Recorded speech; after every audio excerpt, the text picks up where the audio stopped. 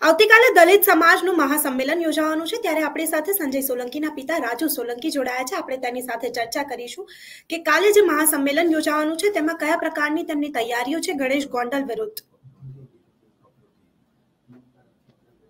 અમારી તૈયારીઓ ઓછામાં ઓછા 7 થી 10,000 દલિતો ભેગા થવાના છે। ગુજરાતભરના આગેવાનો એમાં આવવાના છે અને અમે 8 તારીખે પેલા બાબા સાહેબના સ્ટેચ્યુનું અનાવરણ કરી અને 5 થી 7 2 કલાક અમારી જાહેર સભા હશે। જાહેર સભામાં ગુજરાતભરના જે 5 લાખ દલિતો અને 2 લાખ મોટરસાયકલ લઈને અમે ગાંધીનગર જવાના છીએ। એની અમે ચર્ચા કરી નક્કી કરી અને અમે ગાંધીનગર જવાના છીએ। ગાંધીનગર જઈ અને અમે મુખ્યમંત્રીશ્રીને આવેદન આપશું અને કમલમ ખાતેથી અને પ્રદેશ ભાજપ પ્રમુખને પણ અમારું આવેદન આપશું કે જયરાજસિંહની 120B હેઠળ ધરપકડ કરવામાં આવે અને ગીતાબાનું રાજીનામું લેવામાં આવે। તમે જયરાજસિંહની જે વાત કરી રહ્યા છો, પરંતુ ક્યાં સુધી સંજય સોલંકીને તમે જ્યારે વાંધા અરજી ઉઠાવી છે કે ગણેશ ગોંડલથી સંજય સોલંકીને ડર લાગી રહ્યો છે, જાનનો ખતરો છે, પરંતુ ક્યાં સુધી તમને શું લાગે છે સંજય સોલંકીને જાનનો ખતરો છે તો હંમેશ માટે તો ગણેશ ગોંડલને જેલમાં નહીં રાખવામાં આવે ને? નહીં, કાયદાકીય રીતે તો એમાં એવું છે કે ચાર્જશીટ બને, કોઈ પણ ગુનાનું ચાર્જશીટ બન્યા પછી એમાં જામીન ઉપર છૂટી જતા હોય છે, પણ એને સબક મળવો જોઈએ એવું મારું માનવું છે, જેથી કરીને બીજો આવો કોઈ ગુનો ન કરે। જેવી હાલત મારા દીકરા નથી એવા બીજા કોઈ દીકરાની ના થાય, એટલા માટે સરકારશ્રીએ અને કોર્ટે તકેદારી રાખવી જોઈએ। તો આવતીકાલનું તમારું જે મહાસંમેલન છે તેની તૈયારીઓ વિશે થોડું કહેશો? અમારું અત્યારે અમારા સમાજના યુવાનો કામે લાગી ગયા છે, જેથી જે માણસો મોટી સંખ્યામાં ભેગા થતા હોય છે જમણવારની પણ તૈયારીઓ ચાલુ છે। અમારા બાબા સાહેબના નામના ઝંડા પણ ઓછામાં ઓછા 10 કિલોમીટર સુધી લગાડવાની તૈયારીઓ ચાલુ છે ત્યાં। અને ગણેશ ગોંડલને જો જામીન મળી ગયા તો શું? જો જામીન કાયદાકીય રીતે તો આમાં કે ગુનો એવો છે કે એમાં કઈ ફાંસીની સજા તો એને આપવાની નથી, પણ એક સબક મળે એના માટે જ આપણે ફરિયાદ કરી હતી। નકર તો મને પૈસાનો લાલચ આપી હતી, મને ધમકીઓ દેવામાં આવી હતી, ક્યાં મને જેલમાં પૂરી દેવાની વાત પણ આવી હતી કે તને જેલમાં પૂરી દેવું, તને પૈસા ના લેવા હોય તો તને જેલમાં પૂરી દેવું, તને મારી નાખશું, આવી ધમકીઓ આવી હતી। પણ હું ધમકીથી બિયા વગર મેં ફરિયાદ કરી છે કે કારણ કે આને સબક મળવો જોઈએ, એટલે એને સબક મળી ગયો છે। તો તમને જાનથી મારી નાખવાની ને એ ધમકી અને પૈસા આપવાની લાલચ કોણે આપી હતી? એ હું નામ ના દઈ શકું, એમાં શું છે કે અમારે પારિવારિક વ્યવહાર હોય, સંબંધ હોય, એવા માણસોનું હું નામ ના આપી શકું। અને તમારી જે આ લડાઈ ચાલી રહી છે, જો તેમાં તમને ન્યાય ના મળ્યો તો શું આગળ શું રહેશે? અરે અમને ન્યાય નહીં મળે તો અમે ગાંધીનગર જવાના છે, ગાંધીનગર ન્યાય ના મળે તો અમે દિલ્હી જવાના છે, દિલ્હી અમને ન્યાય ના મળે તો અમે મુસ્લિમ ધર્મ અંગીકાર કરવાનું કર્યું છે। મેં ખાલી ચીમકી નથી આપતો, હું 10 તારીખે કલેક્ટર સાહેબ પાસે મંજૂરી લેવા પણ જવાનું છું। અમારા ફેમિલીની સહી લઈ, અમારા ફેમિલીની માની લો કે અમારા 150-200 પરિવાર છે, અમારા સોલંકી પરિવારના, મારી ફૂઈ, મારી માસીઓ છે, મારા મામા પરિવાર છે, મારી જેટલા પણ જોડાયેલા વ્યક્તિ છે એ બધાના ફોર્મ ભરી અને હું કલેક્ટર સાહેબને આપવા પણ જવાનું 10 તારીખે જવાનું છું। તમે આ જે ચીમકી આપી છે તેમાં કેટલા લોકો જોડાશે? તમારા પરિવારના લોકો હશે કે આખો સમાજ હશે? અત્યારે તો મારા પૂરતી, મારા પરિવાર પૂરતી અને મારા જે સર્કલના લોકો છે ઓછામાં ઓછા 200-300 જણા તો ખરા જ, અને જરૂર પડશે તો અમારા સમાજના લોકોને પણ હું આહવાન કરી, અને મને પૂરેપૂરો વિશ્વાસ છે કે ઓછામાં ઓછા 25-50 હજાર કે લાખ દલિતો મારી સાથે જોડાશે। સર, આ લડાઈ વિશે તમે વધુમાં કંઈ કહેશો? લાઈક તમારું શું છે, તમે જે વ્યૂહરચનાઓ બનાવી છે તેના વિશે કંઈક વધારે પ્રકાશ નાખશો? હા, અમે કીધું છે કે 2 લાખ બાઇક લઈને અહીંથી જવાના છીએ ગાંધીનગર।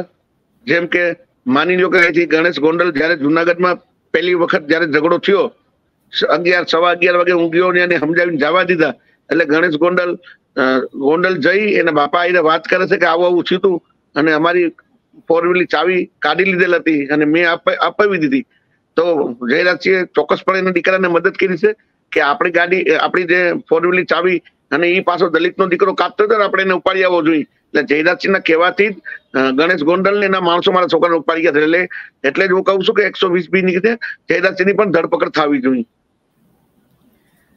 જયરાજસિંહની ધરપકડ ના થઈ તો અમે તો આંદોલન કરવાના છે ને. ગુજરાતભરના તો દલિતો રોડ પર આવી જાય, પણ આખા ભારત દેશમાં આ આંદોલન ચાલુ થશે, અમારું થશે. તમારી સાથે કેટલા દલિતોની સંખ્યા જોડાયેલી હશે? ક્યાંના? જુનાગઢના? કઈ? આખા ગુજરાતના. અત્યારે મારા કોન્ટેક્ટમાં અત્યારે હું હાલ જુનાગઢ જિલ્લાનો પ્રમુખ છું.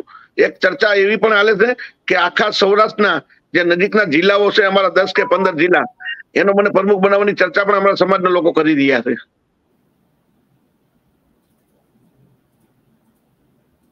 તો તમે પછી ત્યાંના જિલ્લા પ્રમુખ જો તમે બનો છો તમારા સમાજના, તો તમારું ઘણું ત્યાં લોકો માનશો ને. જુનાગઢ જિલ્લામાં તો ખરું જ હું કહું એમ થાય, પણ આજુબાજુના જિલ્લા જે નજીકના જેવા કે અમરેલી, પોરબંદર, જામનગર, ભાવનગર, રાજકોટ, આ સુરેન્દ્રનગર, આ બધા જિલ્લાવાળા મારા કોન્ટેક્ટમાં ખરા.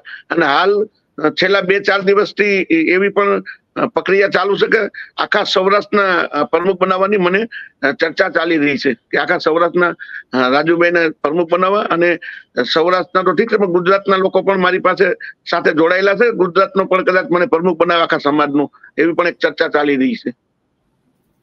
તમને તમારા સમાજના ગુજરાતના પ્રમુખ જો બનાવવામાં, તેના પાછળ કારણ શું? શું તમે આ ગણેશ ગોંડલ વિરુદ્ધ જે લડાઈ છેડી તેના માટે, કે પછી બીજું કોઈ કારણ? નહીં, ખાલી ગણેશ ગોંડલ પૂરતી જ વાત નથી.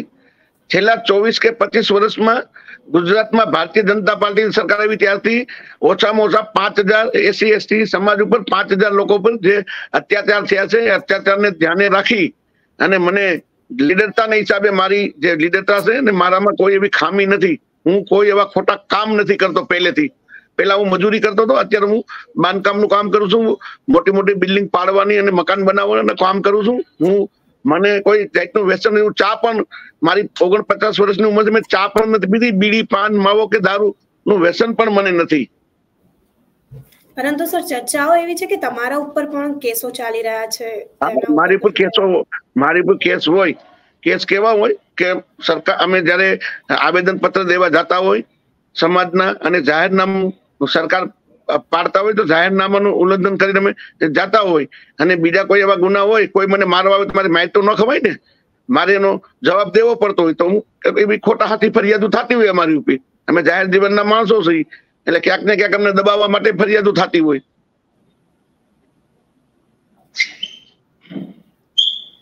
સર, તમે કહ્યું છે કે આ લડાઈ જે ગણેશ ગોંડલ વિરુદ્ધની છે, તેમાં ગીતાબાનું ધારાસભ્યનું પદ પણ જઈ શકે છે, અને તમે એમનું પદ પાછું ખેંચવા ઉપર આંદોલનો કરી રહ્યા છો. તો અરે પદ તો તમે એક વસ્તુ સમજો કે કારણ કે વર્તમાન ધારાસભ્ય છે અને ભારતીય જનતા પાર્ટીના ધારાસભ્ય છે. ભારતીય જનતા પાર્ટીની સરકાર હોય તો ભારતીય જનતા પાર્ટીના ધારાસભ્ય લોકોનો સેવા કરવાની હોય, લોકોને મદદ કરવાની હોય, લોકોનું શોષણ કરવાનું ન હોય. એના દીકરાએ જે કૃત્ય કર્યું છે, મારા દીકરાને માર્યા પછી અમે જે ફરિયાદ કરી છે ને, હિંમત બતાવીને મેં ફરિયાદ કરી છે, કોઈ લોભ લાલચમાં આવ્યા વગર. અને પછી તમે જોતા હશો કે કેટલા લોકો આવ્યા કે મારા પગ ભાંગી નાખ્યા છે, મને આમ કર્યું છે. એક વકીલને તો નંગનાલતમાં કરી અને પૈસા પીરવામાં પણ આવ્યો હતો. એ વકીલ તમારી પાસે આવ્યા હતા? હા, એ વકીલ મારી પાસે આવ્યા હતા, મને વાતે કરી, પણ એને ડરાવી, ધમકાવીને, લાલચ આપીને સમાધાન કરાવી જયરાજસિંહે. એવા અનેક લોકોને ડરાવી, જો પૈસાથી માને તો પૈસાથી, અને બીરાવી. હમણાં જયારે આ ક્ષત્રિય સમાજનું આંદોલન ચાલતું હતું ત્યારે પણ મને એવો મેસેજ મળ્યો હતો કે ક્ષત્રિય સમાજના છોકરાને એને ઘેરે ગયા હતા, અને જયરાજસિંહ વાત કરતા હતા કે તમે આવું કર્યું, તમે આ જે પરસોત્તમ રૂપાલા આપણી બેન દીકરી વિરુદ્ધ બોલ્યા, તમે એને મદદ કરી. એ છોકરાને પણ નાગાપુવા કરીને માર્યા, અને એને પોલીસમાં પકડાવવાની ધમકી આપી, ગાડીમાં ગાંજો રાખી કે તમને પકડાવી દઈ. તો છોકરાએ કીધું કે ભાઈ અમને પકડાવતા નહીં, અમે તમારા વિરુદ્ધમાં ફરિયાદ નહીં કરીએ. અને પછી જયરાજસિંહ એના મિત્રોને વિડીયો બતાવતો હતો કે મારા ગણેશ જો અને આવી રીતના માર્યા. તો એને પણ શરમ નથી ને ઠપકો આપવો જોઈએ કે દીકરા તો ખોટું કરે છો, આવો ધંધો ન કરવો જોઈએ. તો તમારા મતે ગણેશ ગોંડલ ને એમની એક પારિવારિક હિસ્ટ્રી છે કે આવી રીતે લોકોને મારવા, ડરાવવા, ધાકધમકીથી? હા, અનેક લોકોની જમીનો ઝટકી લીધી છે, મકાનો ઝટકી લઈ છે. 5-25 રૂપિયા ગણેશ ગોંડલના જે માણસો છે એ વ્યાજે પૈસા આપે છે, લાખ રૂપિયા આપીને 10 લાખની મિલકત પચાવી પાડે છે એની. પરંતુ ગોંડલના અમુક લોકોનું કહેવું છે કે જયરાજસિંહ ને ગણેશ ગોંડલ જે છે તે લોકોને મદદ કરવાના કામો, કોરોનામાં મદદ કરી. એની ચોક્કસ એની વાત એવી છે કે માની લ્યો કે એની ભેગા જે છે જયરાજસિંહ ભેગા, એ તો એના જ વખાણ કરવાના છે ને. જે એની ભેગા હોય એની ઉપર નિર્ભર છે. જે જયરાજસિંહના રોટલા ખાય છે એ તો એના જ વખાણ કરવાના છે. તો તમારા મતે એક જે મદદ કરી તે તેમના પારિવારિક અને તેમના જે પોતાના માણસો હતા તેમની માટે પૂરતી હતી. હા, એના પોતાના માણસો. તો તમારી આ જે લડાઈ છે ક્યાં જઈને અટકશે? અમારી લડાઈ જ્યાં સુધી જયરાજસિંહનું ગીતાબાનું રાજીનામું જયરાજસિંહને જેલમાં નહીં મોકલે, 120 માં ફિટ નહીં કરે ત્યાં સુધી, અને જે ગીતાબાનું રાજીનામું ના આપે ત્યાં સુધી અમે અમારી લડાઈ ચાલુ રાખશું.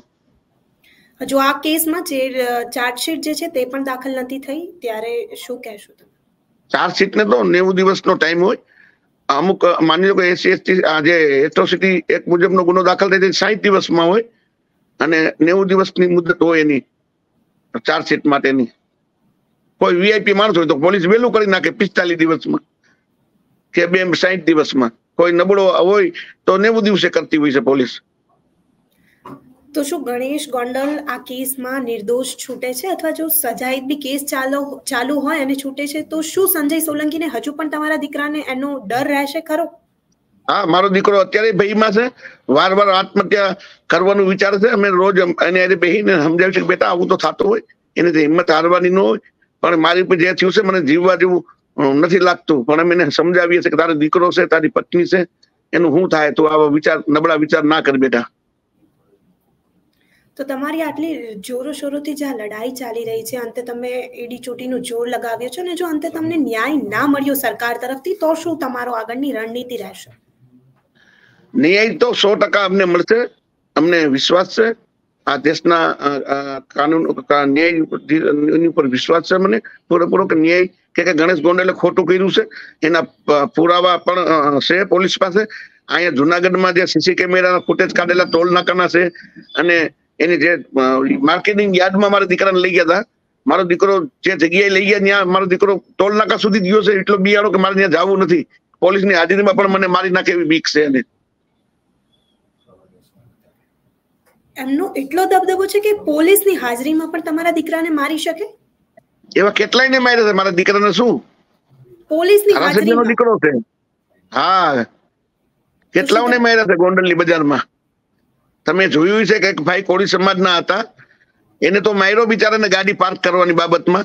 એની ઘરવાળીને મારી દીધી કે ગોંડલ મૂકીને વે ગયા છે. એક ભરવાડ પરિવાર છે, કોળી સમાજ છે, અમુક પાટીદાર સમાજના લોકો મને ફોન કરે છે, ગામ મૂકીને વ્યા ગયા છે, અને મને એવું કહેતા કે ભાઈ તું સમાધાન ના કરતો. એક ભરવાડ સમાજના લોકોને આખો પરિવારને મારીને ભગાડી દીધા છે, એનો પણ મને ફોન આવ્યો હતો.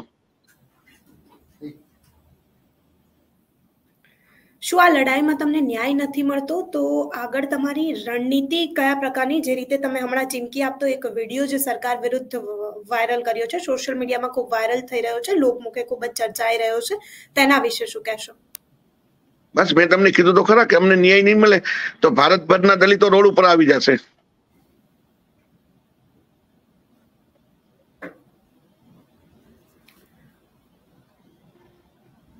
અને તમારા દલિત સમાજમાં આ જે તમે સરકાર વિરુદ્ધ અત્યારે કરી રહ્યા છો આંદોલનો, તેમાં તમારા દલિત સમાજથી કેટલા લોકો ગણેશ ગોંડલના પરિવારથી તેમની વિરુદ્ધમાં આવ્યા છે?